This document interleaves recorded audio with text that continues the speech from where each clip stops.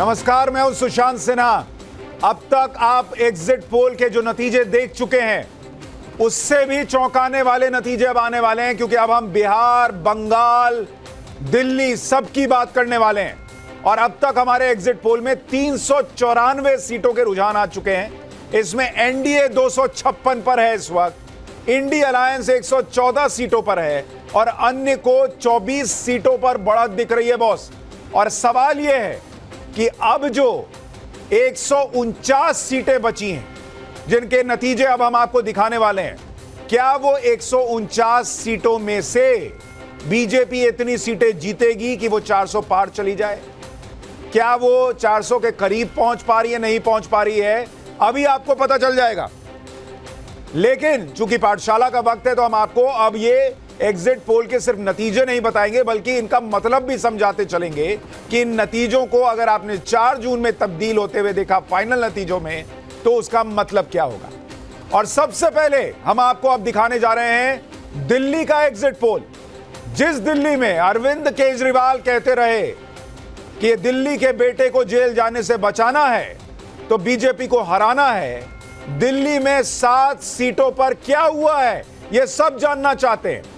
केजरीवाल ने कांग्रेस के साथ गठबंधन तक कर लिया और केजरीवाल का चुनावी कैंपेन इस नाम से चल रहा था कि जेल का जवाब वोट से। लेकिन टाइम्स नाउ नव भारत के एग्जिट पोल में दिल्ली का नतीजा क्या है, सबसे पहले आपको यह बता देता हूं। दिल्ली का एग्जिट पोल कह रहा है कि दिल्ली में बीजेपी फिर 7 की 7 सीट जीतने जा रही है। केजरीवाल और कांग्रेस को एक भी सीट नहीं मिलने जा रही। उन्हीं के झाड़ू से बीजेपी को सीटें मिलने के बाद, देने के बाद पब्लिक ने कांग्रेस और आपको झाड़ू लगा दिया है, साफ कर दिया। यानी 2019 के चुनाव की तरह इस बार भी एग्जिट पोल दिल्ली का कह रहा है कि 7 सीटें बीजेपी जीतेगी और वोट शेयर, बीजेपी का वोट शेयर इस बार भी 54% रहेगा, इंडिया अलायंस 40% और अन्य के खाते में 6% वोट शेयर जा सकता है। यानी सीधा सीधा मतलब ये कि अगर आप कंपैरिजन करके देखेंगे दिल्ली में पहले क्या हुआ था और अब क्या हुआ। 2014 बीजेपी 7 की 7 सीट जीती, 2019 बीजेपी 7 की 7 सीट जीती और एग्जिट पोल कह रहा है कि 2024 में भी बीजेपी 7 की 7 सीट जीतने जा रही है। यानी हैट्रिक 7 की 7 सीटों का क्लीन स्वीप दिल्ली में करने का हैट्रिक नरेंद्र मोदी लगाने जा रहे हैं। और एग्जिट पोल के रिजल्ट ये बता रहे हैं कि दिल्ली में क्या चला और क्या नहीं चला। क्या चल गया पहले आपको वो बताता हूं। दिल्ली के ये नतीजे बता रहे हैं कि मोदी की गारंटी दिल्ली में फिर से चल गई है। मोदी का चेहरा दिल्ली में चल गया है। दिल्ली में जो बीजेपी ने 7 में से 6 कैंडिडेट बदले, वो कैंडिडेट बदलना एग्जिट पोल कह रहा है कि चल गया है। और एंटी करप्शन एक्शन भी नरेंद्र मोदी का दिल्ली के लोगों को पसंद आया है। सवाल है कि दिल्ली में क्या नहीं चला। दिल्ली में Kejriwal factor fail boss, Kejriwal factor खत्म। कांग्रेस और केजरीवाल का गठबंधन खत्म हो गया एग्जिट पोल के मुताबिक।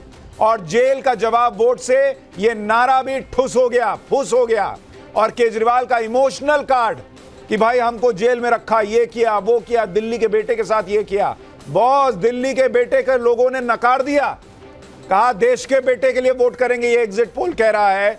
दिल्ली के नतीजे साफ साफ ये बता रहे हैं कि दिल्ली में कांग्रेस और आम आदमी पार्टी का साथ आना बिल्कुल भी नहीं चला है। यानी अब ये दोनों फिर से अलग हो जाएं, यही नतीजा देखने को मिला 4 तारीख को, तो आश्चर्य नहीं होना चाहिए। यह बहुत बड़ी बात है क्योंकि दिल्ली में यह एक प्रयोग था इन लोगों का, लेकिन वो प्रयोग फेल। सोचिए, जिस कांग्रेस पार्टी ने केजरीवाल के लिए कहा था, तो सबसे पहले शराब घोटाले का आरोप तो कांग्रेस ने लगाया था, उनके नेताओं ने प्रेस कॉन्फ्रेंस की थी और वही कांग्रेस पार्टी केजरीवाल के जेल जाने पर आंसू बहाने लगी थी। वो आंसू लोगों को लग रहा है रास नहीं आए और इसलिए दिल्ली में 7 सीटें बीजेपी फिर जीत सकती है, यह दिख रहा है। और दिल्ली की 7 सीटों को जोड़ दीजिए तो एनडीए 263 पहुंच गया है, यानी बहुमत के आंकड़े से मात्र 9 सीट पीछे और 401 कुल सीटें हैं और इंडिया अलायंस 114 पर। लगातार तीसरी बार बीजेपी लोकसभा चुनाव में दिल्ली में अगर क्लीन स्वीप कर रही है तो फिर इसका सीधा मतलब यह भी है कि दिल्ली की जनता केंद्र में पीएम मोदी को ही देखना चाहती है। और यह केजरीवाल के लिए बहुत बड़ा झटका है, क्योंकि केजरीवाल ने इस इलेक्शन को एक तरह से खुद के लिए रेफरेंडम बना लिया था।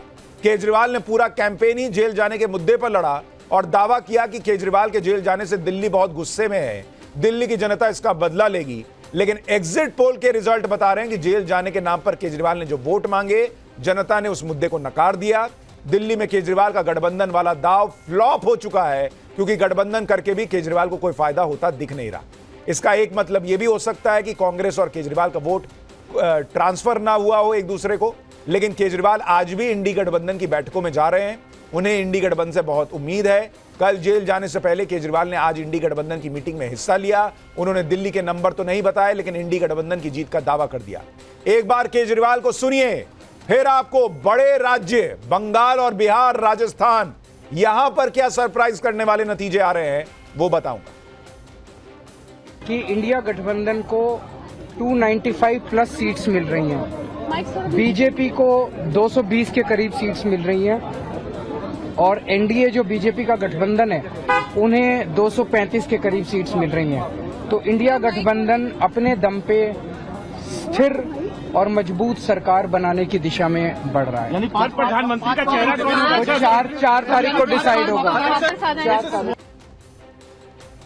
केजरीवाल कुछ भी दावा करें, लेकिन एग्जिट पोल दिल्ली की अलग कहानी बता रहा है। और इसमें सीधी बात यही है कि दिल्ली में केजरीवाल और कांग्रेस मिलकर भी नरेंद्र मोदी का कुछ नहीं बिगाड़ पाए।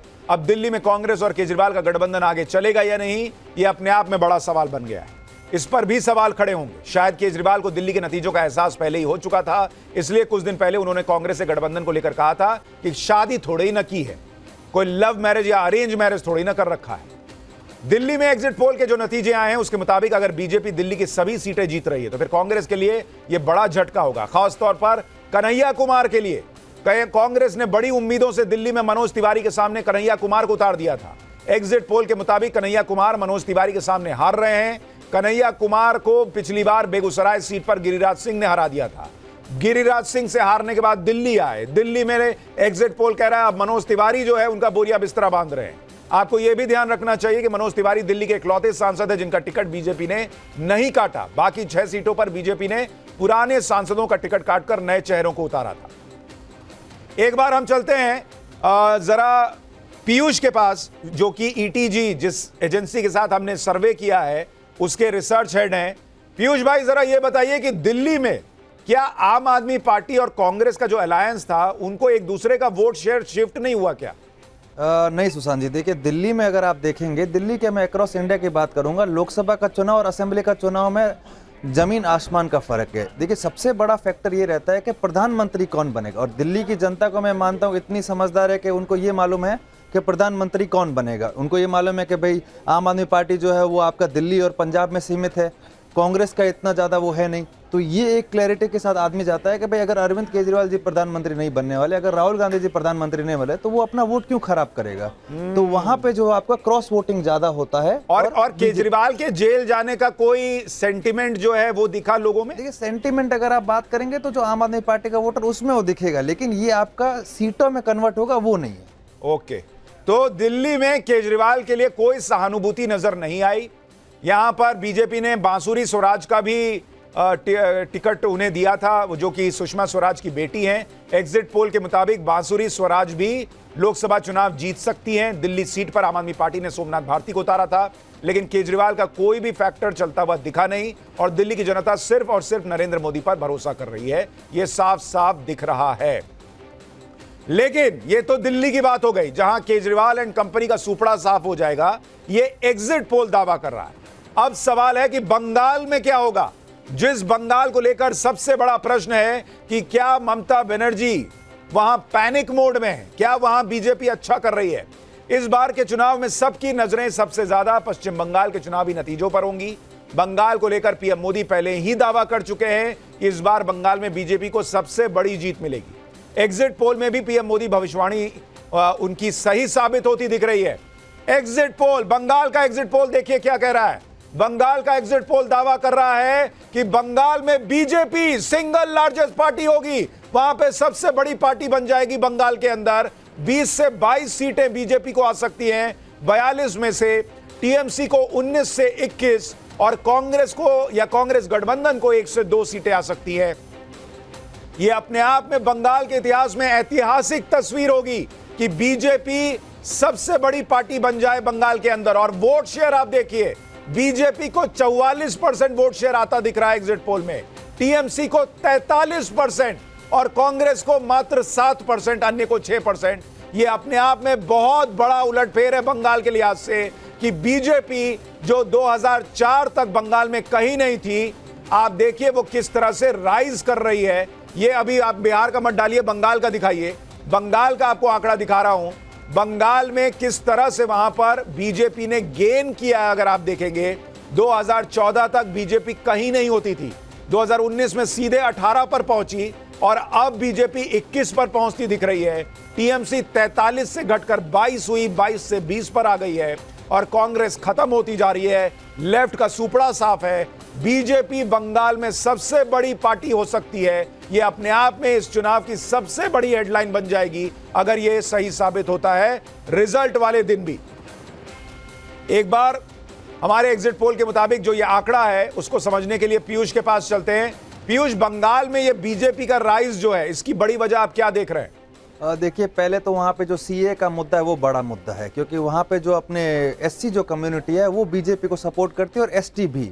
और दूसरा, ममता बनर्जी पे, उनकी सरकार पे करप्शन का जो चार्जेस है वो बहुत ज़्यादा है। मतलब वहाँ पे फील्ड पे उनके जो एमएलएज है उनके ऊपर बहुत ज़्यादा एंटी इनकम्बेंसी है। तीसरा जो सबसे बड़ा है वहाँ पे पोलराइजेशन का है, मुस्लिम अपीजमेंट का जो है टीएमसी का, वो उनको कहीं ना कहीं नुकसान पहुँचा रहा है। और सबसे बड़ी बात है, अगर कांग्रेस जो है वो अपना अलग, कांग्रेस और सीपीएम वहाँ पे गठबंधन में लड़ रही है और टीएमसी को वहाँ पे खामियाजा भुगतना पड़ रहा है, क्योंकि ये जो है आपका मुस्लिम का वोट काट दे रही है वहाँ पे टीएमसी को।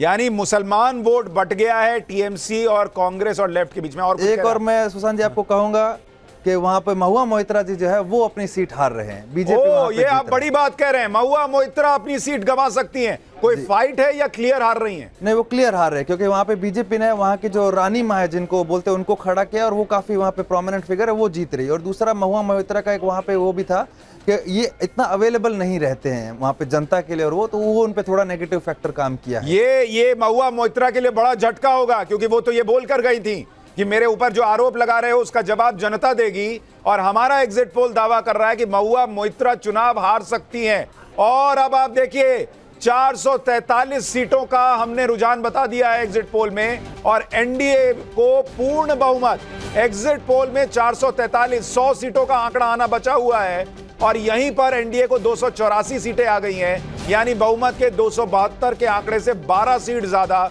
ये इस वक्त तस्वीर दिख रही है। लेकिन फाइनल फिगर क्या होगा, बीजेपी को कितनी सीटें आ रही हैं, यह भी अभी थोड़ी देर में आपको बताऊंगा। लेकिन बंगाल में इस बार बीजेपी की बढ़त की वजह समझिए।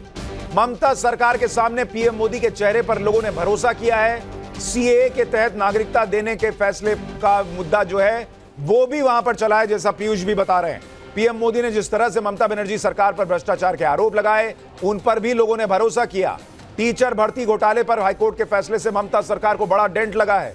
ममता सरकार के मंत्री पार्थ चटर्जी के हाथ छापे में मिले नोटों के पहाड़ से बंगाल के लोग सन्न रह गए थे। इससे बंगाल के लोग बहुत नाराज हुए। इसके अलावा टीएमसी नेता शाहजहां शेख के कांड को ममता सरकार ने जिस तरह से डिफेंड करने का प्रयास किया, उसे बचाने का प्रयास किया, उसे देखकर लोगों को भरोसा ममता बनर्जी सरकार पर कम हुआ। इन सभी मुद्दों को बीजेपी ने इस चुनाव में प्रमुखता से उठाया और ऐसा दिख रहा है कि यहां पर बीजेपी को इसका फायदा हुआ है और बीजेपी बंगाल में सबसे बड़ी पार्टी बनती हुई दिख रही है। पीयूष, एक बात और बताइए जल्दी से, क्या संदेश खाली का मुद्दा बंगाल में बहुत बड़ा था? देखिए, संदेश खाली का मुद्दा वहाँ पे बहुत बड़ा था, दो इतना ज़्यादा इफेक्ट देखने को नहीं मिला क्योंकि उसको चुनाव होते होते थोड़ा फेड अवे हो गया, पर मुद्दा जरूर बहुत बड़ा था। विमेन सेफ्टी को लेकर जो मुद्दा है वो है वहाँ पे। ठीक है, तो बंगाल में बड़ा उलटफेर हो रहा है, ये हमने देख लिया। लेकिन अब आते हैं बिहार के ऊपर। बिहार का एग्जिट पोल क्या कह रहा है, क्योंकि बिहार में भी बड़ी चुनावी सरगर्मी रही। बिहार में 40 सीटों का आंकड़ा आपके सामने है और बीजेपी 15 से 16 सीटें बिहार में जीत सकती है। एग्जिट पोल का दावा। जेडीयू 10 से 11, आरजेडी 4 से 5 सीट, कांग्रेस 2 से 3, एलजेपी 5 सीट और सीपीएम 1 सीट जीत सकती है। यानी अगर आप इसको गठबंधन के लिहाज से देखें तो 40 सीटों में एनडीए को 30 से 32 सीटें आ सकती हैं, इंडी गठबंधन को 7 से 9 सीटें और अन्य को 1 सीट। लेकिन अगर आप बीजेपी के परफॉर्मेंस के लिहाज से देखेंगे तो बिहार में बीजेपी को अपनी सीटों पर तो नुकसान नहीं हो रहा, वो 17 पे लड़े और 16 ऑलमोस्ट जीत रहे हैं, लेकिन बीजेपी को नुकसान शायद नीतीश कुमार की वजह से हो रहा है। जेडीयू अपनी सीटें कुछ गंवाती हुई दिख रही है और गठबंधन जो पिछली बार 39 सीट जीता था, सिर्फ 1 सीट कांग्रेस जीत पाई थी। बिहार के अंदर कांग्रेस भी रिवाइव हो रही है 2 से 3 और आरजेडी भी 4 से 5 सीटें जीत रही है। वोट शेयर देखिए, बीजेपी को 25% vote share, JDU 18, RJD 23, Congress 13, LJP 6%, CPM 3 और अन्य को 12%। यानी बीजेपी के बाद दूसरी बड़ी पार्टी वोट शेयर के मामले में आरजेडी दिख रही है बिहार के अंदर। और अगर आप अलायंस का वोट शेयर देखेंगे तो भी आपको तस्वीर समझ में आएगी कि किस तरह से बीजेपी अलायंस जो है वो ऑलमोस्ट 40% के पार जाता दिख रहा है और सीटों के मामले में एनडीए को बढ़त दिख रही है। एक बार पीयूष के पास चलते हैं।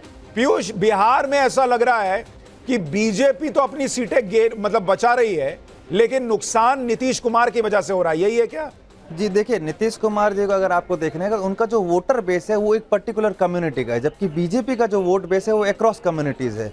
तो बीजेपी की जो भी सीटें है बीजेपी वहां पे आराम से निकाल दे रही, क्योंकि उनका जो वोट बेस है, अगर मैं सिर्फ ऑर्गेनिक वोट बात करूं बीजेपी का, वो बहुत ज्यादा है वहां पे अन्य किसी भी पार्टियों से। तो बीजेपी अपनी सीटों पे सेफ है। जेडीयू को बीजेपी ढो रही है वहां पे। अगर हम देखें तो जेडीयू जो ये सीटें निकाल रहे तो वो बीजेपी के कारण निकाल रहे, नहीं तो इनकी हालत, अगर ये अकेले लड़ते तो इनकी हालत बहुत खस्ता हो सकती थी। तो अगर ये बताइए, अगर आपका आकलन क्या है, अगर जेडीयू महागठबंधन का साथ देता और बीजेपी अपने बूते अकेले लड़ती तो क्या बीजेपी को नुकसान होता या गेन होता? नहीं, बीजेपी को वहाँ पे बेशक नुकसान होता, क्योंकि जो कुर्मी कम्युनिटी जो है वहाँ पे जो जेडीयू का सपोर्टर है वो बेशक वहाँ पे आरजेडी, जितना इतना ज़्यादा नुकसान नहीं होता जितना आप सोच रहे हैं, उतना ज़्यादा नुकसान नहीं होता बीजेपी, क्योंकि ऑफकोर्स वहाँ पे ज़्यादा सीटों पे लड़ती। अगर अलायंस नहीं होता तो अगर एलजेपी को 5 देते तो 34 से 35 पे बीजेपी लड़ती। तो मेरा अंदाजन है कि बीजेपी आराम से 29 से 30 सीटें निकाल लेती, 28 सीटें निकाल लेती अपने बूते पर। हाँ, मतलब बीजेपी और इसका एनडीए अलायंस के, तो इसमें ज्यादा कोई फेरबदल रहता नहीं। यानी बीजेपी को हमारे सहयोगी कह रहे हैं उनके एग्जिट पोल के मुताबिक कि बीजेपी को नीतीश कुमार के साथ जाने का नुकसान ही हुआ है, कोई बहुत फायदा गठबंधन के तौर पर नहीं हुआ है। अगर वो नीतीश कुमार के बिना भी लड़ते तो वहीं होते जहां अभी हैं, 1-2 सीटें ऊपर नीचे हो सकती थी।